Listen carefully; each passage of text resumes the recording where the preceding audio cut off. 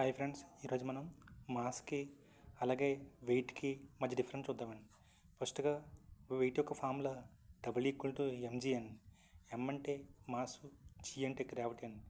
ఎప్పుడైతే వెయిట్ అనేది పెరుగుతుందో ఇక్కడ గ్రావిటీ కూడా పెరుగుతుంది కదండి. అదేవిధంగా మాస్లో ఎటువంటి మార్పు ఉండదన్నమాట అండి. ఎందుకంటే మాస్ ఆల్వేజ్ కాన్స్టెంట్గా ఉంటుందన్నమాట. అది ఎక్కడైనా సరే, అవుటర్ స్పేస్లో అయినా ఎక్కడైనా సరే మాస్ అనేది ఎప్పుడు కాన్స్టెంట్గా ఉంటుందన్నమాట. దీన్ని బేస్ చేసుకునే చంద్రుడి మీద వెయిట్ అనేది 1/6 ఉంటుందన్నమాట, యాజ్ కంపేర్ టు భూమి మీద పోల్చుకుంటే. అందువల్ల ఏంటంటే భూమి మీద 60 కేజీలు ఉన్న వ్యక్తి చంద్రుడి మీద పోలితే 1/6 ఇంటూ 60 అవుతుందండి.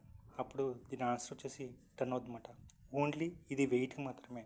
అలాగే మాసు 10 కేజీ ఉన్న ఒక వస్తువు చంద్రుడి మీద దాని మాస్ ఎంత అంటే 10 కేజీ ఉంటుందన్నమాట అండి. ఎందుకంటే మాస్ అనేది కాన్స్టెంట్ చెప్పుకున్నాం కాబట్టి.